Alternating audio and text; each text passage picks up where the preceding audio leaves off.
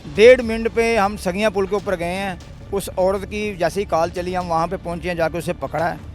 तो उसे पकड़ा है, उसको पकड़ के उसकी जान बचाई है। तो F-16 जैसे ही पानी में डालते हैं उसकी इतनी रफ्तार है, तो मैं कहता हूँ कि यहाँ पे नए पुल से आधे घंटे में हम इंडिया जा सकते हैं। क्या स्पीड होगी उस बोट की।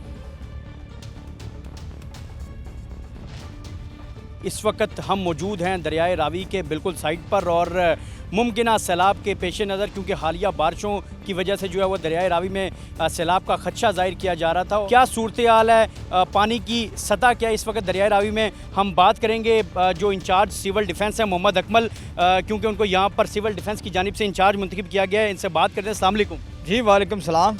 अकमल साहब, सबसे पहले हमारे नाज़रीन को बताएं कि कितनी सतह इस वक्त पानी की दरियाए रावी में। देखें जी, मानसून का मौसम तो जारी है और पीछे से पहले पानी आया 30,000 क्यूसेक गुजर चुका यहाँ से पानी, लेकिन अभी भी जो पानी की सतह है कभी कम हो रही है कभी ज़्यादा हो रही है।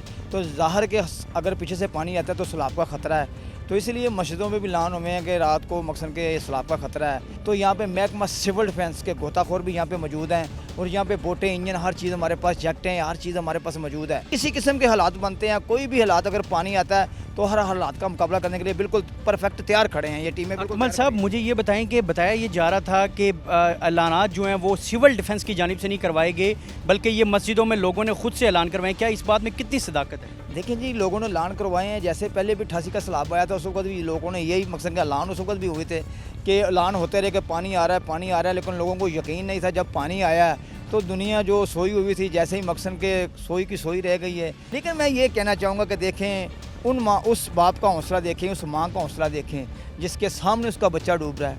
मैं कहता हूँ कि यकीन माने, हमें तो शर्म आती है, ये बात करने में भी शर्म आ रही है कि हम वहाँ मौजूद क्यों नहीं थे। यहाँ लोगों की जानें बचाते हैं, वहाँ हम क्यों मौजूद नहीं थे। यार कोई ऐसा हेलीकॉप्टर होता, कोई चीज़ होती, हमें यहाँ से उठा के ले जाते।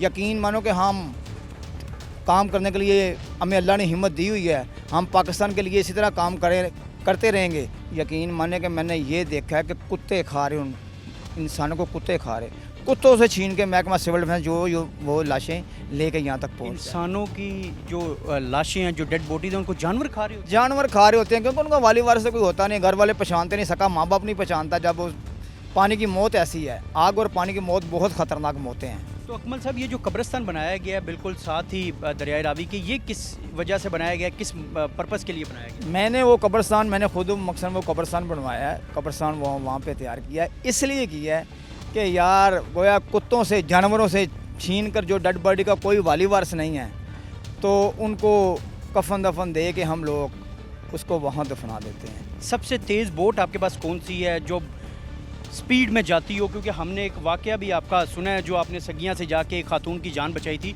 वो बोट कौन सी है? देखें जी, 1.5 मिनट में हमने जाके, हमें यहाँ से कार रिसीव होती है, 1.5 मिनट में जाके सगिया नए पुल के ऊपर से, बारंदरी के सामने से 1.5 मिनट पे हम सगिया पुल के ऊपर गए हैं। उस औरत की जैसे ही कॉल चली हम वहाँ पे पहुँचे हैं, जाके उसे पकड़ा है। तो उसे पकड़ा है, उसको पकड़ के उसकी जान बचाई है। उसको बाहर निकाल कर उससे पूछा, बीबी क्या मसला है? उसने यही बताया कि घर से लड़कर आई हूँ। F-16 बोट का नाम हमने इंजन पे लिखा हुआ है F-16। तो F-16 जैसे ही पानी में डालते हैं उसकी इतनी रफ्तार है, तो मैं कहता हूँ कि यहाँ पे नए पुल से आधे घंटे में हम इंडिया जा सकते हैं। क्या स्पीड होगी उस बोट की। कोई भी ऐसी नागहानी सूरत हाल क्रिएट होती है तो ये फिल फॉर लोगों की तिब्बी मदद कर सकें, लोगों की जानें बचा सकें। सवात वाला वाक़या एक दफ़ा फिर कहूँगा यहाँ पर तो नहीं पेश आ सकता, क्योंकि यहाँ पर ये अकमल साहब जैसी एक एक्सपर्ट टीम अपनी मौजूद है और ये महारत रखते हैं अपने काम में। इस मुल्क की, इस शहर की अल्लाह पाक खुद हिफाजत फरमाए। और साथ ही साथ अगर आप हमारे चैनल पर नए हैं तो हमारे चैनल को लाइक करें, शेयर करें और सब्सक्राइब करें। अगली वीडियो तक के लिए मुझे दें इजाज़त। अल्लाह हाफ़िज़।